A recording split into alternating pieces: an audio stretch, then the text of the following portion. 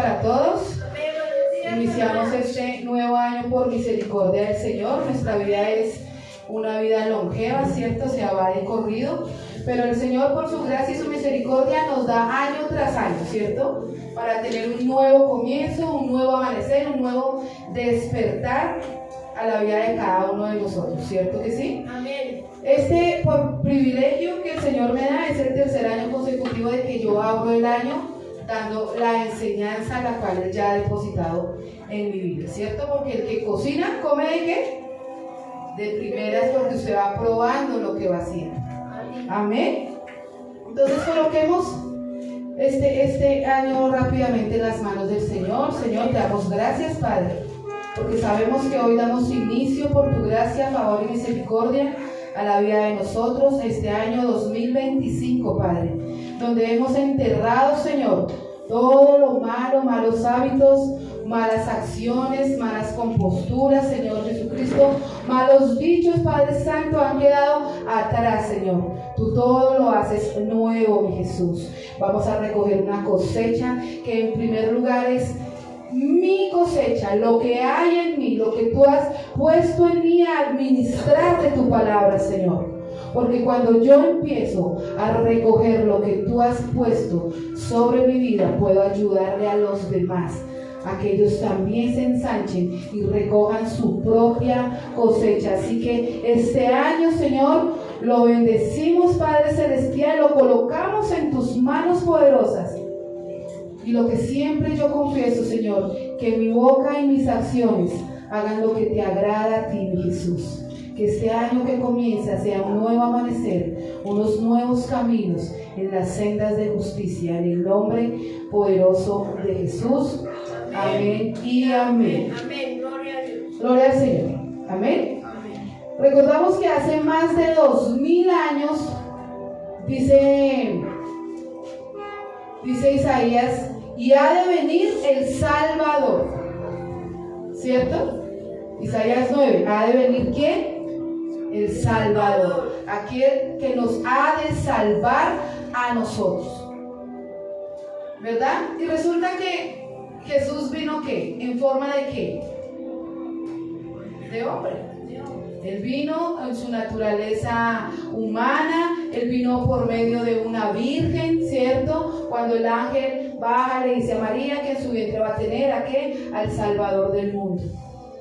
Él vino en lo natural a cada uno de nosotros, ¿cierto? Él no vino ni en show, ni en que para que todo el mundo lo viera desde sus inicios. No, Él vino como usted y yo llegamos también a este mundo, despojándose de toda deidad sin dejar de ser Dios.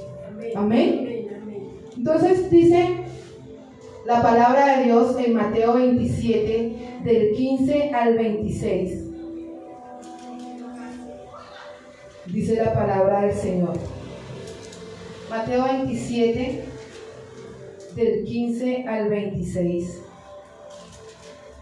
Dice: Jesús sentenciado a muerte. Ahora bien, en el día de la fiesta acostumbraba el gobernador soltar al pueblo un preso, el que quisiese. Y tenían entonces un preso famoso llamado Barrabás. Reunidos pues ellos, les dijo Pilatos: ¿a quién queréis que os suelte? ¿A Barrabás o a Jesús, llamado el Cristo? Porque sabía que por envidia le habían entregado. Y estando él sentado en el tribunal, su mujer le mandó decir: no tengas nada que ver con este asunto, con este justo, porque hoy he padecido mucho en sueños por causa de él. Pero los principales sacerdotes y los ancianos persuadieron a la multitud que pidiesen a Barrabás y que Jesús fuese muerto. Y respondiendo el gobernador les dijo: ¿a cuál de los dos queréis que os suelte? Y ellos dijeron: a Barrabás. Pilatos les dijo: ¿qué pues haré de Jesús, llamado el Cristo? Todos le dijeron: sea crucificado. Y el gobernador les dijo: pues, ¿qué mal ha hecho? Pero ellos gritaban aún más diciendo: sea crucificado. Viendo Pilato que nada adelantaba, sino que se hacía más alboroto, tomó agua y se lavó las manos delante del pueblo, diciendo: inocente soy yo de la sangre de este justo. Allá vosotros. Y respondiendo todo el pueblo dijo: su sangre sea sobre nosotros y sobre nuestros hijos. Entonces le soltó a Barrabás, y habiendo azotado a Jesús, le entregó para ser crucificado. Tremendo, ¿cierto? Les decía, Jesús vino porque era el plan de Dios para la redención del mundo. Jesús vino porque era el plan de Dios para la salvación de su pueblo. Dice la palabra del Señor: a los suyos vino y los suyos no le recibieron. Nosotros somos añadidura al pueblo de Cristo. Entonces viene Jesús, ¿cierto? Viene, nace de una virgen, tiene su papá y su mamá terrenales, ¿verdad? Él empieza a crecer en el temor de Dios. Él a los 8 días tiene la circuncisión, porque por ley tendrían que hacerla para ser pueblo del Señor, ¿cierto? Entonces él viene, él empieza a crecer. A los 12 años dice la palabra que se pierde en el templo, y su papá y su mamá estaban preocupados, y cuando lo encuentran dice: mujer, ¿por qué te preocupas si yo estaba en los negocios de mi padre? Y va creciendo y empieza a hacer milagros, empieza a mostrar señales, empieza la gente a ver prodigios, ¿cierto? Y empieza el Señor, tuvo quejo en su corazón y él lloró. Tenía amigos que los amaba demasiado. Él empieza a perdonar, él empieza a liberar al endemoniado, ¿cierto? Levanta a la hija de Lázaro. Tranquilas, la niña no está muerta, sino que duerme, ¿recuerdan? Al centurión le resucita a su siervo. El centurión le dice: no soy digno de que entres a mi casa, mas una palabra tuya bastará para sanarle. Y el siervo le es levantado del lecho de muerte. Y empieza el Señor a hacer todo lo que Dios Padre le ha encomendado hacer. Hay silencios donde el Señor le dice al endemoniado: vete y no le digas a nadie. Hay momentos en donde el Señor le dice a los demás: vaya y cuenten lo que ustedes han visto. Le abre los ojos nuevamente a Bartimeo. Le da de vista a otros ciegos que salen a su camino, ¿cierto? A la mujer del flujo de sangre le hace el milagro y le dice: por tu fe has sido sana. Y pasan todas estas cosas y todo esto sobrenatural. Y aún así, cuando Pilatos vuelve y pregunta, porque preguntó 2 veces: ¿a quién quiere que suelte? El pueblo aún gritaba: a Barrabás. ¿Y qué haré con Jesús llamado el Cristo? Pues crucifíquenlo. En ese entonces la muerte de cruz era la muerte más tremenda, porque era la muerte en la que se agonizaba más. Porque cuando eran colgados, agonizaban y agonizaban hasta que su corazón dejaba de funcionar. Y a él le latigaron. Dice la palabra de Dios, le dieron 40 menos 1 látigos sobre su cuerpo. Y aún así la gente clamaba y clamaba que fuera Barrabás el que fuera suelto ese día, el que fuera liberado en la fiesta acostumbrada que decían es la Pascua. El Señor Dios en Éxodo 12 le dice a su pueblo: y celebrarán la Pascua porque es cuando yo he liberado a mi pueblo de la esclavitud de Egipto. ¿A quién le dijo? A Moisés. ¿Quién libertó al pueblo de Israel? Moisés, ¿cierto? Entonces la Pascua es reflejo de la liberación del pueblo de la esclavitud en la que estaba en Egipto. Entonces en esta Pascua era que el gobernador del momento, él soltaba a un preso,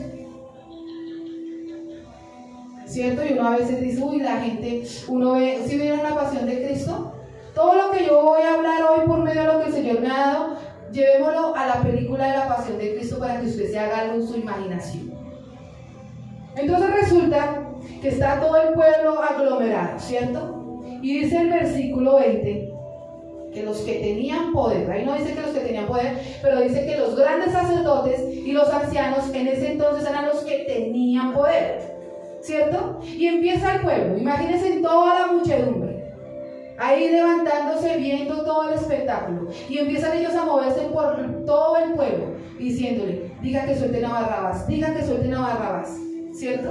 Y la gente, porque para donde va Vicente va la gente, ellos empezaban a gritar que sí, que soltaran a Barrabás, que querían que el que fuese liberado ese día era Barrabás, sabiendo Pilatos en su corazón que a Jesús lo habían llevado porque le tenían envidia. En Deuteronomio 17 habla que cuando había una muerte, pero esa muerte no debía recaer sobre mí, ellos se lavaban las manos y le decían a Dios, que esta muerte no recaiga sobre mí porque yo no lo he hecho. Por eso Poncio Pilatos, él coge el balde de agua y se lava las manos y dice, esta sangre que no sea demandada sobre mí porque yo no lo he hecho, el pueblo lo ha pedido. Él sabía en su corazón, y la esposa de Pilatos sabía en su corazón quién estaba delante de ellos, y el pueblo no lo veía, ¿cierto? Entonces cada vez gritaban más y más fuerte de que fuera Barrabás el que lo soltara. Y entre la multitud tuvo que haber habido personas de testigos oculares, ¿cierto? Porque era el pueblo donde él se movía, el pueblo donde él hizo milagros. Y habían personas, testigos directos de milagros que él había hecho. Y entre toda esa multitud, alguno de ellos también tenía que haber gritado que soltaran a Barrabás.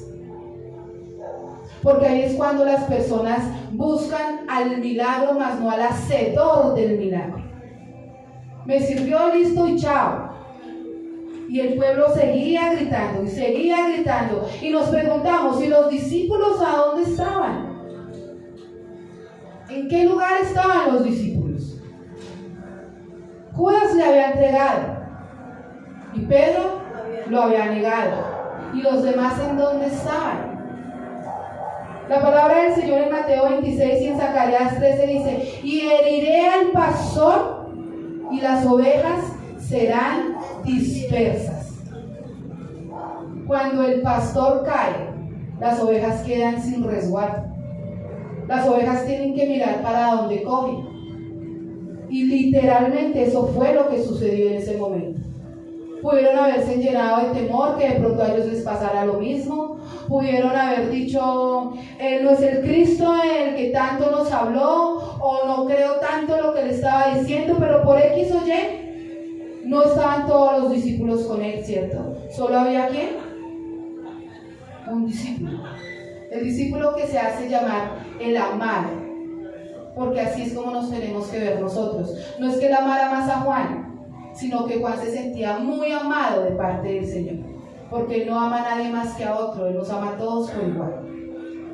Estaba Juan junto con su madre, y cuando él estaba ya en la cruz, el Señor, ¿qué le dijo a Juan? Madre, he aquí a tu hijo, hijo, he aquí a tu madre. Y los demás en dónde estaban, ¿cierto? Así que el mundo quiere cada vez más a Barrabás. El mundo se deleita más con Barrabás.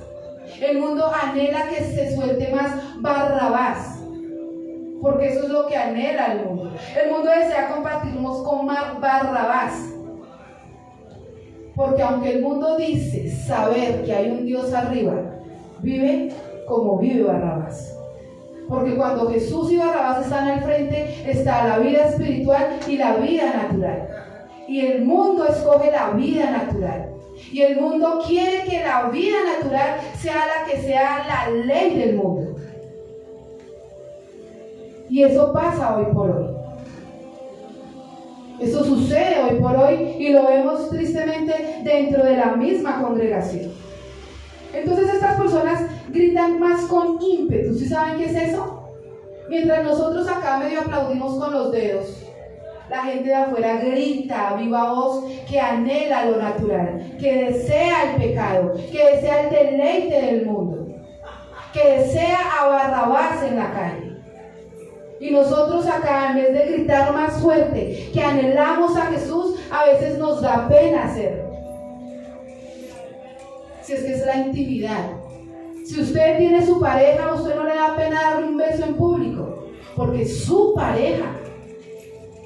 Y si a mí me ven, que me vean, porque es que es mi pareja. Y así es con el Señor. Al mundo no le da pena gritar y pasar y burlarse de nosotros acá. Y a veces a nosotros nos da pena predicar el Evangelio del Señor. Nos callamos cuando vemos tanto pecado en las personas cerca de nosotros. Preferimos callar para evitar un problema. Una cosa es caminar en amor y la otra cosa es esconder la palabra del Señor. Y ahí es cuando mis actos gritan a Barrabás. Y ahí es cuando lo que yo hago grita más y más a Barrabás. Y al Señor lo menguamos y lo menguamos. ¿Cierto? En la Navidad, ¿qué sucede? Esta es una fiesta muy esperada por grandes y chicos, ¿cierto? Esperada porque vienen los regalos, los grandes porque viene la rumba y que vamos a comer y vienen los familiares de otro lugar y eso se hace una fiesta completa, ¿cierto? Entonces resulta que Navidad dice que es la natividad o el advenimiento, que significa nacimiento. El mundo nos critica a nosotros los cristianos porque nosotros celebramos con un adorno. Ponemos una bolita, a otros ponemos el árbol, otros ponemos una figurita, otros decoramos, y el mundo nos critica porque eso es paganismo, ¿cierto? Eso son fiestas paganas, eso es mercaderismo para vender ese día, eso es una cosa, esa es la otra, y critican y juzgan y mejor dicho, ya es que se persignan si ve que un cristiano está celebrando la Navidad. Pero eso no es lo triste. Lo triste es que usted puede llegar a ver hasta un ateo cenando y repartiendo regalos. Eso se llama hipocresía, porque es la única fiesta donde el verdadero cumpleañero o la persona que es el centro en ese momento no está. ¿Cuántos de ustedes, para cada uno de ustedes, el día de la Navidad, que dice que es el 25, digamos lo que es el 24, terminaron el 12 a las 12 de la noche y oraron en esa noche? ¿Cuántos antes de que comenzara el 24 le dieron gracias al Señor porque permitieron que nosotros pudiéramos ver otra vez o recordar el nacimiento de Cristo?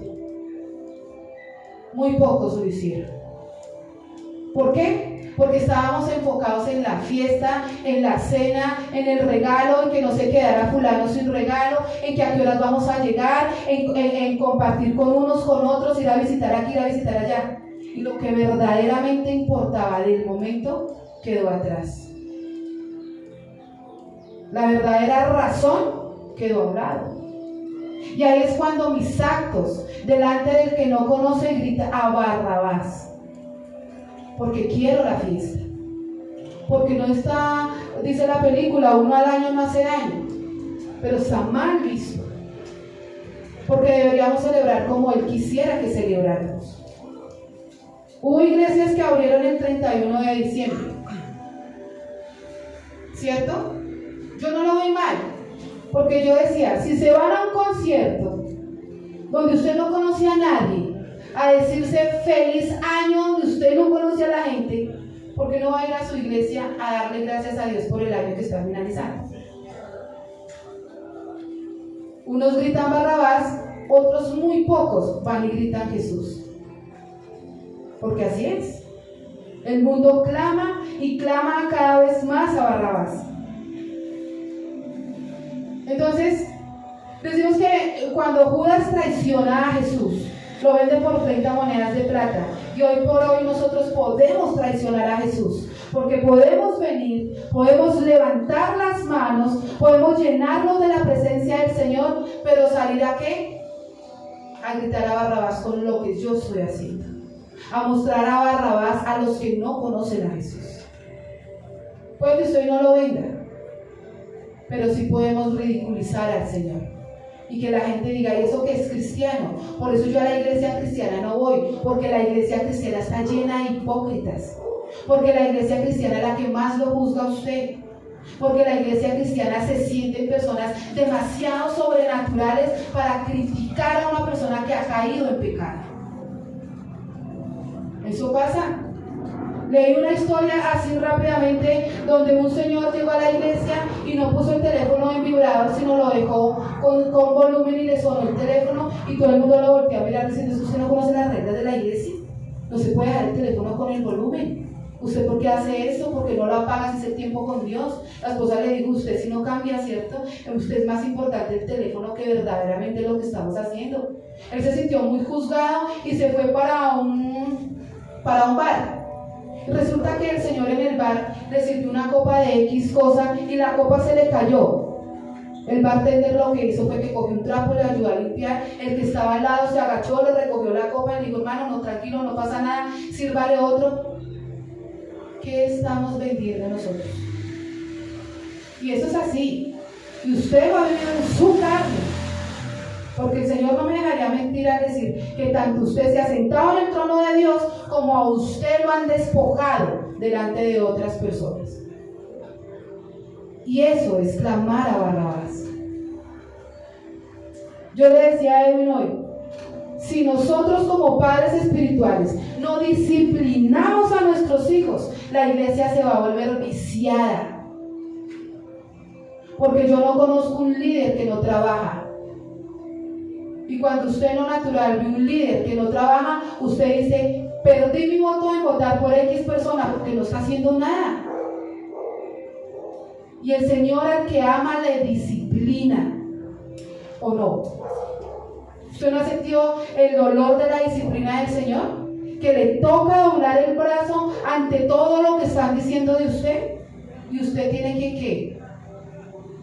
Por evitar que el Señor sea vituperado, usted agacha su cabeza y lo deja todo en manos del Señor. Entonces hay maneras de vender al Señor, no solamente por dinero, ¿cierto? La gente dice: Señor, yo vengo a tus caminos, vengo porque ya salí del mundo, pero muchas veces, y tristemente lo digo, el mundo no ha salido del corazón de las personas. Por eso esto lo cogemos como rutina. Por eso Edwin mandó una imagen al grupo donde es literal lo que dice ahí. El trabajo versus las cosas de Dios. Usted por ley tiene que hacer absolutamente todo lo que le mandan a hacer. Llega temprano, usted no puede llegar tarde, hace hasta horas extras, trabaja sábados y domingos para ganar más, etcétera, etcétera, etcétera. Con Dios queremos que las cosas vuelen. Ya son las 11 y la silla me empieza a picar. Ya me toca pararme, estirarme, hacer ejercicio. Porque nos cansamos espiritualmente. ¿Y por qué me canso? Porque no hay un ejercicio espiritual constante. Si nos ponemos a mirar, hoy en enero los bendigo de verdad enormemente, porque es decidir querer empezar el año con una palabra que el Señor tiene para mí, ¿cierto? Y a los que vinimos, ¿qué día fue ese? ¿21? ¿El 21? El 21 de diciembre que hemos finalizado el año, ¿cuántos vinimos? Y cerramos el año en oración. Porque es que la oración y estos tiempos tienen que ser en la mañana la llave que abre el candado, que es la oración, y en la noche ese candado que se cierra en oración. Así debería ser el año de nosotros. Todos los que estamos aquí vinimos, ¿cierto? Todos los que estamos aquí decidimos decir: Señor, cerramos este año en oración, Padre Celestial, porque sabemos que es el poder del Señor en la vida de nosotros. Acá no jugamos al profesor y la escuelita. Verdaderamente esto es lo único que nos va a ayudar a nosotros para esta vida y la vida venidera. ¿Cierto? ¿Por qué sacamos tanta excusa para servirle a Dios? Si Dios nunca ha sacado excusa para bendecirnos a nosotros. ¿O cuántas veces usted se ha sentido que el Señor ha sacado una excusa para no dar lo que usted necesita? A veces no recibimos porque no sabemos pedir, dice la palabra del Señor. Porque abrimos la Biblia y pensamos que Dios es el Dios paraguas, que es mientras el aguacero, y ya cuando pasa el aguacero lo vuelvo a cerrar y lo vuelvo a guardar. Dios es un Dios constante. A veces decimos: ¿por qué me pasan tantas cosas? ¿Por qué me pasa esto a mí? ¿Por qué esto y esto y esto? pero revise su vida espiritual cómo está. Revise su vida de comunión con el Señor, en dónde está. Dice mis notas, cuando Judas entrega a Jesús, cierto que es Mateo 26, dice, así que al que yo bese, a ese es el que tienen que arrestar, porque de noche no sabían quién era Jesús los romanos, porque él estaba orando, él se había apartado para tener un tiempo de oración. ¿Recuerdan que él estaba orando en el Getsemaní y sudó gotas de sangre? Hematohidrosis, ¿recuerdan eso? Ahí fue que a él lo cogen y lo toman preso. Pero Judas, les digo, al que yo bese, ese es el que tienen que arrestar. Y lo entrega. Y muchas veces nosotros entramos en oración, besamos los pies del Señor, lloramos junto con el Señor, pero en realidad mis actos dicen otra cosa diferente, donde lo entregamos al escarnio público, donde la gente empieza a decir, ¿y eso que es cristiano? ¿Y eso que es cristiana? Y miren cómo es su manera de vivir. Hay gente que llega a su casa y en su casa es completamente diferente, donde la familia al alrededor prefiere no conocer al Cristo que esa persona conoce, porque para yo volverme así, prefiero quedarme de esta manera. Porque mi mamá tiene un dicho muy cierto: usted no puede ser luz en la calle y oscuridad en su casa. Usted no puede esconder la luz de Cristo en su casa. Usted tiene que entrar en oración, besar al Señor, llorar con Él, pero seguir en comunión con Él para evitar gritar a Barrabás con sus actos. Porque si eso hace es que es cristiano, imagínese. Y eso que es cristiana, imagínese. Y si yo que estoy criando a mis hijos no les doy el ejemplo, pues ellos no van a querer seguir a Cristo, porque ellos aún conocen a mi Dios. Y ellos tienen que aprender a conocer al Dios de ellos, pero por medio de mi testimonio. Cree en el Señor Jesucristo y serás salvo tú y tu casa. Por ejemplo, por testimonio de cómo usted vive, es que sus hijos van a creer. Su vecino va a creer por medio de su testimonio. Cuando Robinson le dice a mi esposo que él quiere que sea él que lo case, él no se congrega en este lugar, ¿cierto? Y él dice a mi esposo, yo siempre dije que yo cuando me fuera a casar, y lleva más de conocidos más de 15 años, que cuando yo me fuera a casar, yo quería que Carlos Gámez fuera el que me casara. ¿Por qué? Porque es mi amigo y porque conozco el testimonio de vida de él. Y a mí me pareció un acto demasiado bonito, porque él no se congrega, él no habla con mi esposo todos los días, pero para él le fue suficiente los años que convivió con mi esposo. Verlo cómo llegó al trabajo y verlo el Señor cómo empezó a transformarlo hasta colocarlo en una posición honrosa de pastor. Y eso fue lo que el muchacho le dijo a mi esposo: quiero que sea usted que me case. Y para la gloria del Señor, el privilegio fue de mi esposo, de llevarles la palabra al altar. Y eso es lo que usted y yo debemos demostrar. ¿Quién habita en nosotros? No es Barrabás, es un Jesús vivo, es un Jesús que bajó de la cruz. Porque aunque el mundo grita Barrabás, nuestra voz tiene que ser más fuerte y nuestros actos se tienen que escuchar más fuertes que lo que grita nuestra boca. De esa manera es que usted empieza a mostrar a Cristo.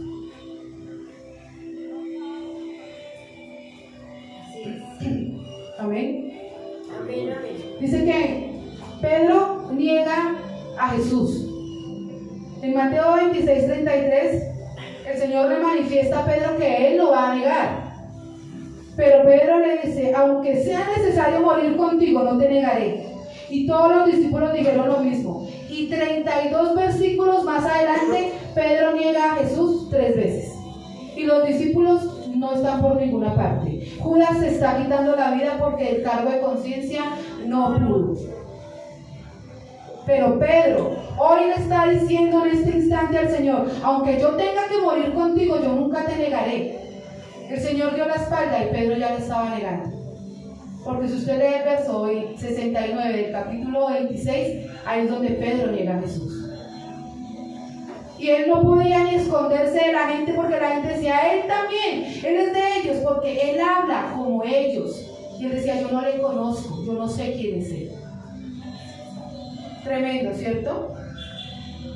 Así que, un paréntesis, usted y yo no decidamos ser ni Judas ni el Pedro de ese momento. Usted y yo debemos ser ese Juan, el que estuvo con él hasta que él falleció en esa cruz. Él estuvo con él hasta que el Señor expiró en la cruz. Porque el mundo ya está lleno de Judas y de Pedros de ese instante. Usted y yo tenemos que hacer la diferencia. Porque a usted no le importa que el pueblo grite Barrabás. Usted lo que le debería importar es hacer la gran comisión a lo que el Señor le ha mandado hacer. Porque usted hace lo suyo, esa persona mirará qué hace. Usted hace su trabajo, la persona verá si se deja moldear del Señor. Pero ya está, mejor dicho, cortado de raíz, que en la iglesia con nuestros actos se grite a Barrabás. Ya no se puede seguir haciendo eso. Estamos iniciando por misericordia un año más en la vida de nosotros, donde podemos hacer un año más de cosas nuevas. Este versículo era para el año anterior, pero sigue aplicando para nosotros. El Señor hace todo nuevo, todas las cosas nuevas. Usted debe decidirse, porque el Señor no va a cambiar sus hábitos.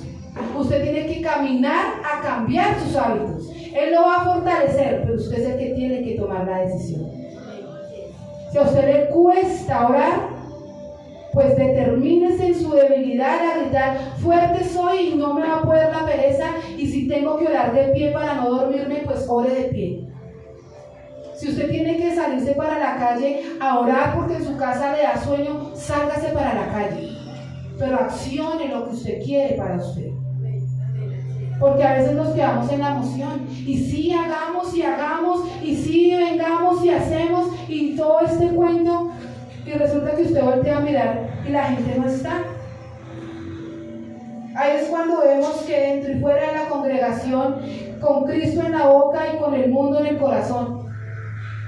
Pero la palabra del Señor lo dice en Romanos 8 y en Deuteronomio 30. Cerca de ti está la palabra, en tu boca y en tu corazón. No el mundo, sino la palabra del Señor. Tiene que estar siempre en nuestra boca y en nuestro corazón. Amén. Así que cuando nuestra vida empieza a aclamar a Barrabás, es porque ya la artimaña del diablo ya ha hecho algo en nosotros. Y una de las artimañas del diablo es el desánimo. Leamos Mateo 13:25, rápidamente. Mateo 13:25.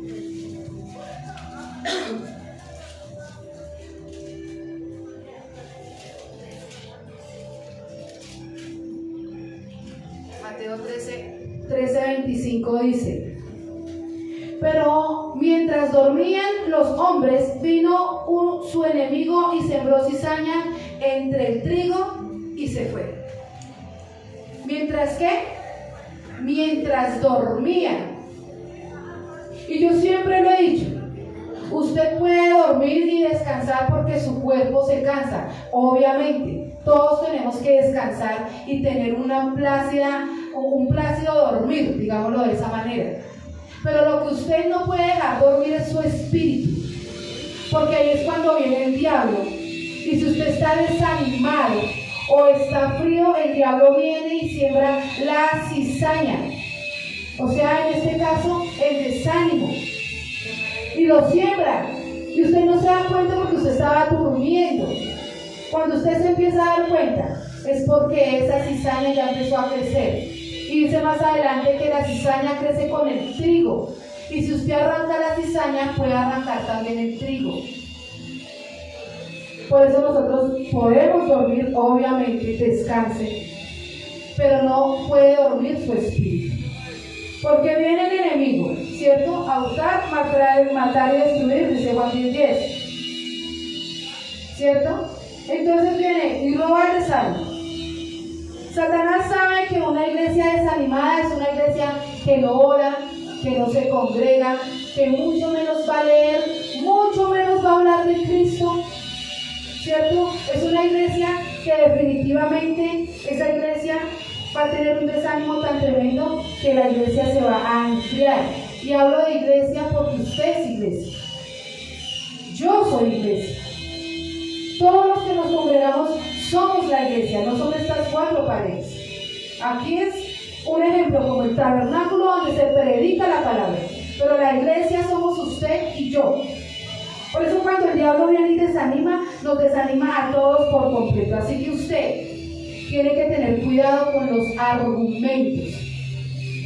Preciso usted se enferma el día del discipulado. Preciso a usted está en un trancón tremendo cuando debe venir a la congregación. Preciso usted está que no puede más el día domingo del servicio general. Y usted está cansado, fatigado, estresado, usted no siente ir a la iglesia. ¿Se ha escuchado eso? Es que hoy no tengo el sentir de ir. Es que hoy no tengo la sensación de ir a la iglesia. Es que esto no es de sentires, esto es de obediencia. Hebreos 10:25 dice: nadie deje congregarse como muchos tienen por costumbre. Y 1 Samuel 15:22 dice que él más que cualquier cosa, él necesita y desea la obediencia de la gente. Esto no es por usted, ni para usted, eso es por Dios. Lo dice la palabra del Señor en Romanos 11:35, porque de Él y por Él y para Él son todas las cosas. Así que usted no le está haciendo un favor al Señor, es al contrario. El Señor nos hace el favor de darnos estos tiempos para que usted se acerque más al Señor. La alabanza de ahorita que decía, y escucho al Señor que me dice: vuelve a mí. Por misericordia, Él nos sigue llamando y nos sigue esperando. La silla vacía, siempre lo he dicho, tiene su nombre escrito y la gente oídos sordos. En este momento claman a Barrabás, pero los pocos que estamos aquí estamos clamando a un Cristo vivo para la vida de nosotros, que es lo que verdaderamente tiene que importar. Usted esté ahí sentado, sentada, y usted no diga: uy, no vino fulano de tal, y esta palabra era para ella, para él. No, usted tómela para usted, porque usted decidió la mejor porción. Usted hoy está aquí como está María. Los que no están son Marta en este momento, afanados y turbados, llenos de excusas, llenos de cosas que muchas veces son mentiras.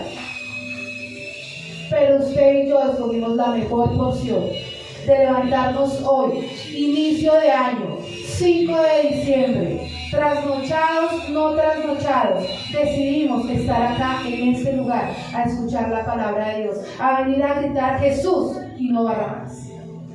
Eso es lo que usted y yo debemos exaltar en esta mañana. Porque mientras el diablo nos borra o quiere quitar el ánimo de nosotros, porque recordemos que una cosa es yo animarlos y otra cosa es la motivación de Cristo en su corazón. Yo a usted no lo motivo, porque yo a usted no le doy la salvación. Yo a usted lo animo a seguir en las cosas de Cristo. Y como yo lo animo, el diablo viene a desanimar, ¿cierto? Y muchas veces el enemigo, para desanimarnos a nosotros, toma a la persona más cercana a nosotros. Al esposo, a la esposa, al amigo, a la amiga, a la tía, al primo. Y por medio de algo que dijeron, por medio de una situación que se vivió, usted dice: no, yo por allá no quiero ir. ¿Para qué? ¿Para qué ir por allá si es que allá solamente resultan hablando de mí? Allá no hay misericordia para con el pueblo, allá lo que hay es ley y látigo. Y el diablo usa a la gente para desanimar. Y el diablo usa a las personas para que usted diga: me veía mejor afuera que adentro de la congregación. ¿Es verdad o no es verdad? Por eso dice que el diablo usa al prójimo, al próximo, al más cercano a mí. En su iglesia usted puede querer a alguien y resulta que esa persona ese día no está en su mejor semblante y usted se tocó por eso. Y no, ya que tendrá conmigo, ya yo qué hice, usted no hizo nada. Usted siga viviendo su vida tranquilamente, pero no deje que el diablo le meta cizaña a su cabeza. Porque empiezan a crecer muchas cosas ahí. Y a veces la cizaña, dice la palabra, que es difícil de cortarla porque con ella se puede ir el mismo trigo. Usted a veces quiere quitar la cizaña y termina quitando lo espiritual de su vida. Y se le olvida. Pasan los años y usted oiga así. Carlos conoce a una persona que dice, oiga, yo cuando me congregaba, yo sabía tanto y era tanta pasión y era tanta cosa, pero era pasado, maná rancio. Usted y yo tenemos que vivir del maná continuo, diario, del instante que el Señor nos está dando a nosotros. Ya el maná rancio ya ni le alimenta.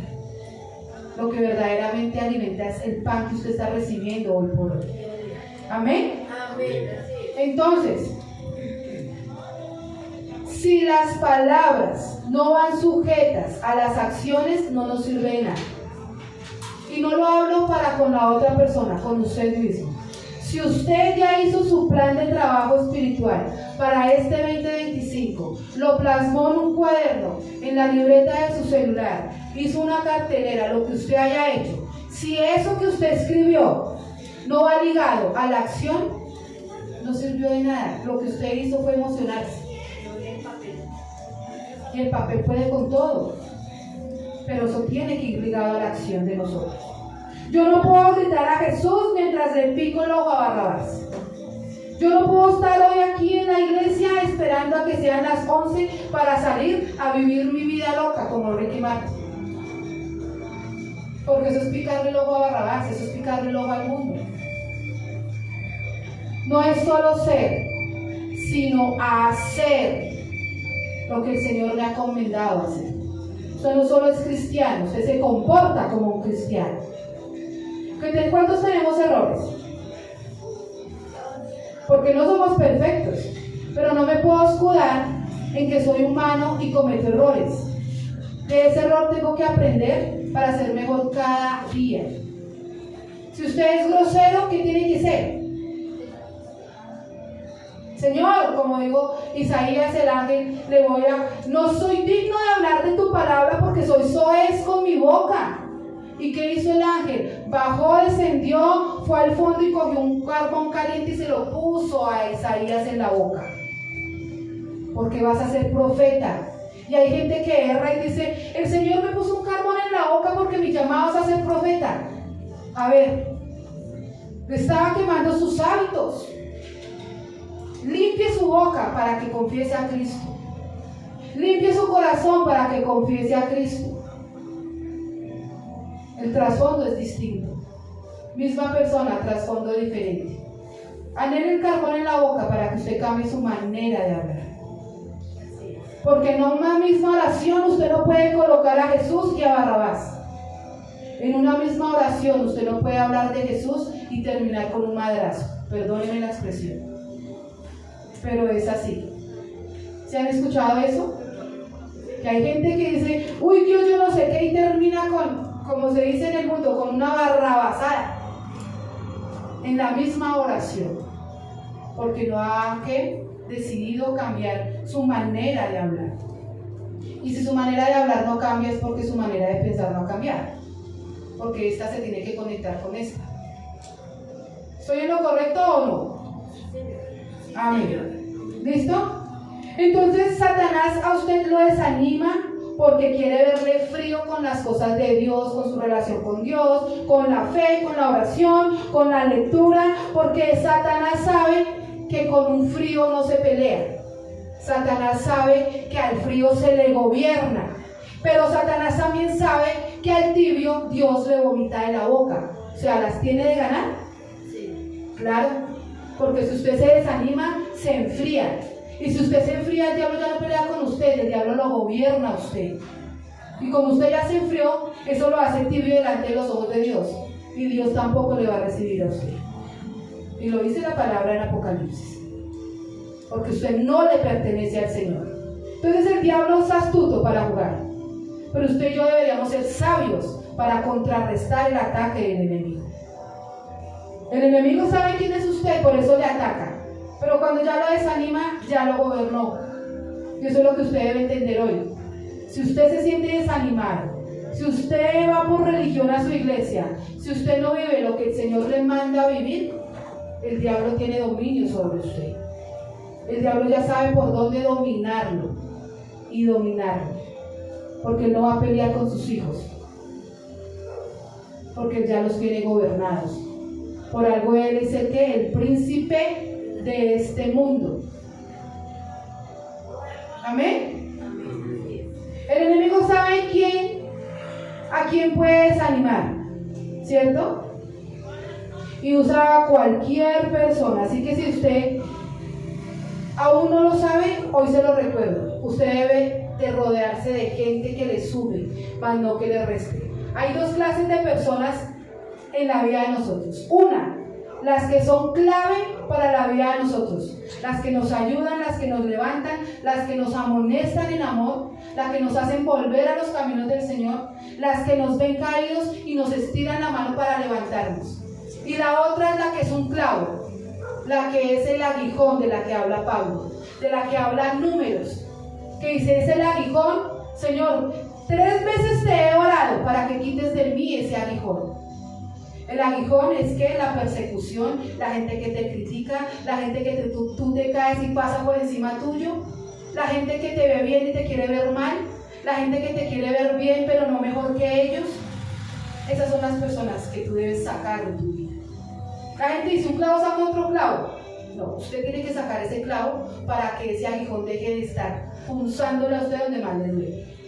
Y rodearse de gente que en verdad le sume y no le reste, para que el enemigo no pueda tomar gente para que lo desanime y lo enfríe a usted. Así que yo le animo en esta mañana, dice mi esposo, para terminar. Yo le animo en esta mañana para que en su boca y en su corazón estén las acciones suyas y su vida clame no a Barrabás, sino que su vida clame a un Jesús que vive y reina en usted. El sol no proyecta solo luz, ¿cierto? Él no proyecta. Me prendo a las 5 de la mañana y me apago a las 4 de la tarde. No, él no proyecta luz. Él lo que hace es que irradia lo que es Él. Él irradia lo que el Señor colocó en el astro mayor, que es el sol. Y usted y yo debemos irradiar y mostrar a un Cristo que Dios Padre ya colocó dentro de nosotros. Amén. Amén. Usted no caminó con Jesús porque usted no lo vio en su carne, ¿cierto? Pero usted sí lo conoce, porque Él es como el viento. Usted no lo ve, pero usted lo siente en su vida. Usted es esa manera de conocer a Cristo. Caminar con Él es ponerse la sandalia del Evangelio, aprender más cada día del Señor. Así que nos podemos colocar en los pies recordando esta última frase. Recordemos que Barrabás no resucitó, que el que resucitó fue Cristo. Y nosotros clamamos a un Cristo vivo. Nosotros no clamamos a Barrabás. No somos parte de ese % que está aún en el mundo clamando algo que a nosotros no nos edifica. Porque déjeme decirle, el mundo no muere por usted, porque ya hay un Jesús que lo hizo. Y lo hizo para salvarnos y darnos la vida eterna. Así que si usted hoy por hoy necesita conocer a Jesús, es tiempo de que usted clame a ese Jesús a que vaya a su vida y decirle: Señor, en esta mañana yo necesito empezar a caminar contigo. Aunque yo vea el panorama de que estás tú y está el mundo, yo quiero clamar a Jesús, que sea Él el que me restaure a mí, el que me haga liberto a mí. Así que cree en tu corazón esa alabanza. Y cuando comience esa alabanza a confesar el nombre de Jesús, dígalo fuerte, porque es la manera en que su corazón y su espíritu empiezan a clamar a Jesús. Amén. Así que vamos a dar inicio a esta alabanza para culminar este servicio poderoso del 5 de enero del año en que el Señor nos ha dado la gracia y el año en el que usted y yo vamos a recoger la cosecha de lo que el Señor ha puesto en la vida de nosotros. Amén. Así es. Así es, Jesús. Díselo fuerte y clámale fuerte hacia Jesús. Cada vez que tú escuches que el mundo clama a Barrabás, tú grita más fuerte a Jesús, porque es el nombre que tiene sobre todo nombre el poder de nosotros. Mi orgullo me sacó del jardín, su humildad puso el jardín en mí. Y si vendiera todo lo que tengo a cambio de su amor, yo fallaría.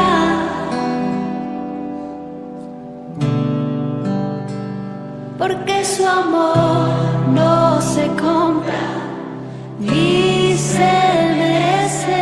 Su amor es un regalo, de gracia se recibe. Porque su amor no se compra ni se merece.